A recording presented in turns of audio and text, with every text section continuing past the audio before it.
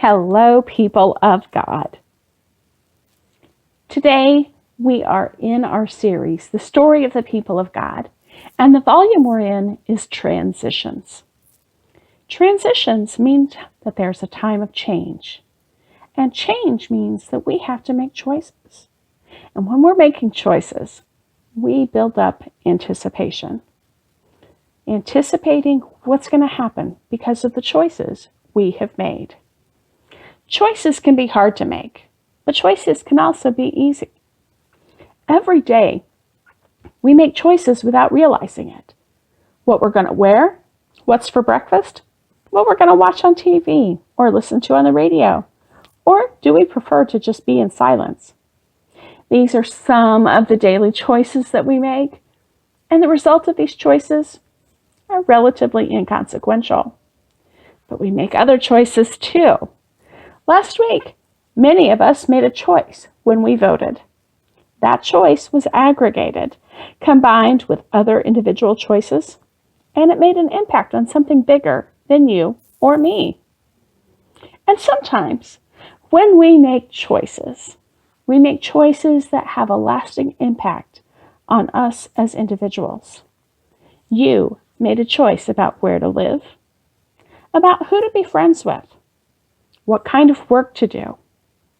You make choices about which relationships to foster and which to let falter. You made the choice today to be a part of worship. I'd like to think that means you've made a choice to love God and to be in a relationship with Jesus Christ. But if you aren't quite there yet, that's okay. Maybe your presence with us today means that you are open to the possibilities. Friends, God loves you very much and wants to be a part of the choices you make every day. Choices often lead us to transitions in our lives. Sometimes they're big transitions and sometimes they're relatively small. But when we make those decisions about a person or a situation, we're also blessed with a healthy dose of anticipation. So that's our theme in Transitions, is we're always anticipating. Some of the life choices we make fill us with anticipation. We know that something different is going to happen and it might be good or it might be bad. Our anticipation can be exciting and positive, or it can be trepidatious and heavy. But it's still anticipation. And the more we think about it, whatever it is, the more anticipation we build up. In today's story of the people of God, the anticipation is thick. Take a moment to read Joshua 24, verses 1 to 3, and then 14 to 25, and you'll see what I mean. See, Joshua has called the 12 tribes to gather together at Shechem, and this is not the first time. See, the first time they gathered at Shechem, they had just crossed into the promised land. And Joshua gathered them together and read them all of the ordinances and statutes of Moses. And then the land was divided among the 12 tribes. Now, Joshua's time as the leader is coming to an end. So he calls the 12 tribes together once more at Shechem. And this time, they have a choice to make. Before they make their choice, Joshua wants them to have all the information they need to make an informed decision. So he begins to recount the story of the people of God. He's going to tell them all that God has done for the people of God, to remind them of God's faithfulness and God's deliverance and God's acts of salvation. And as Joshua begins the story, he doesn't start in the regular place with the God of Abraham, Isaac, and Jacob. No, that's not his beginning. He backs up one generation for a very important reason. He talks about Abraham's father, Terah. For the people who are gathered, that's about 25 generations of ancestry that Joshua is reminding them about. You see, the people still carried traditions from Terah. They also carried traditions from other people who found acceptance and inclusion living with the people of God. And it was all of these traditions that had come together, combined with the behavior of the people, that caused Joshua to gather the people once more for this important choice. You see, Terah is included because Terah served other gods. Abraham put away those gods and turned to the true God. But Terah served other gods. 25 generations later, the people were living in a land with other gods still yet. And Joshua called them to choose. Choose this day whom you will serve, whether the gods of your ancestors served in the region beyond the river, or the gods of the Amorites in whose land you are living. It was not a question of whether other gods existed or how many other gods there were. This was a question of loyalty. Who would the people choose? After all this time, the people of God were still undecided about where their loyalty was. Somehow, even after that commandment about having no other gods before God, they were still living under the impression they could have more than one God in their life. Do you have more than one God in your life? Are there things that distract you from serving God? What choices do you make every day that reflect the God you serve? This is our story of people of God, our story, and that makes Joshua's invitation to decision making our invitation too. In one of his last acts of leadership, Joshua tells the people to make a commitment to God or to the other gods. They can't serve both. It has to be one or the other. And he boldly proclaims, "As for me and my house, we will serve the Lord." Always anticipating. The people of God have been through so much, and when the leader calls an assembly and begins talking about God, the people begin anticipating.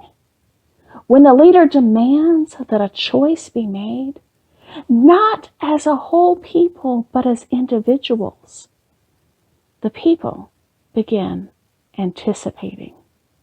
What choice will they make? What choice will their neighbor make? Remembering all that God has done for them, the way that God had kept God's promises, the feeling of the presence and the guidance of God, remembering all of those things, they quickly proclaimed allegiance to the Lord, and Joshua rejected their proclamation. He did it as an act of concern for the people. You can't serve God and other gods too, because God is holy and jealous. There can't be other gods but God. Okay, we'll serve God, the people explained.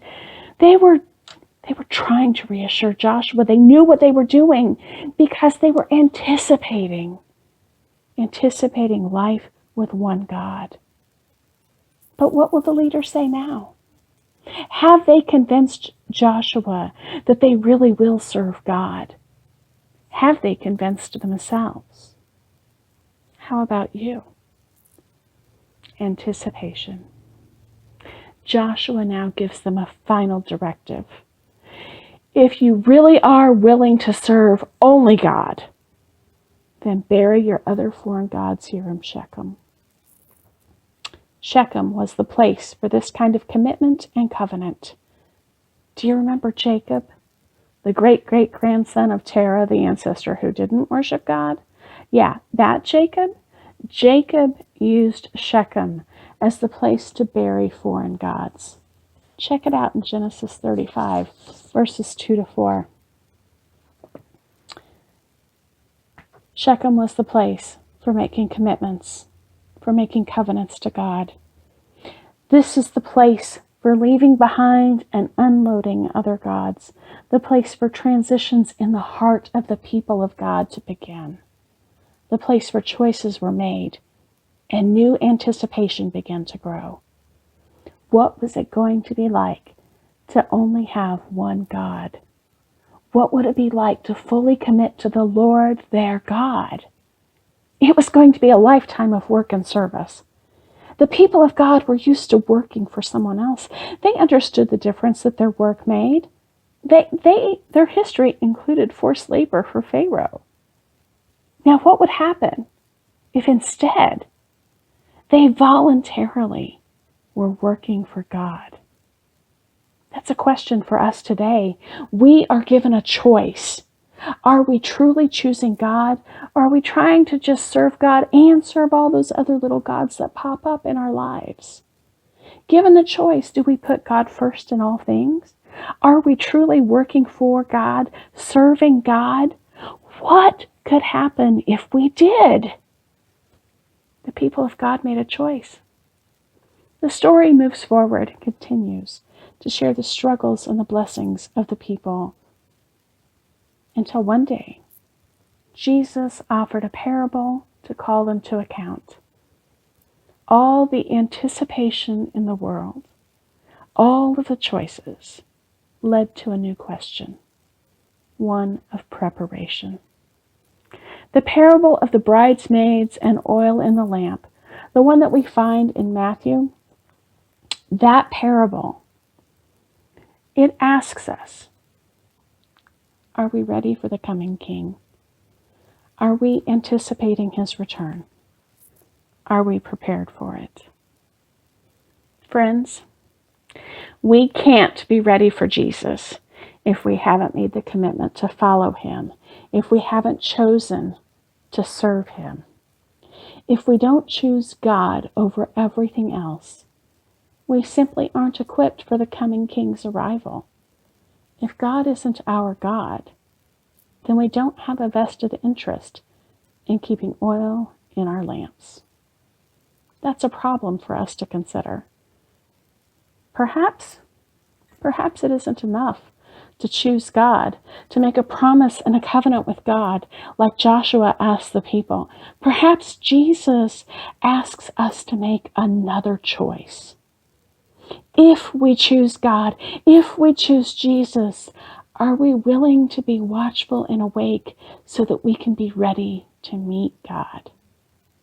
Keeping oil in our lamps, or gas in our Ford, or gas in our Chevy, or Nikes on our feet, or umption in our gumption. Keeping oil in our lamps keeps us ready for God's presence and makes us ready to choose again and again and again to serve God. You made a choice to be a part of worship today. You chose God. Do you choose to serve God? Thanks be to God.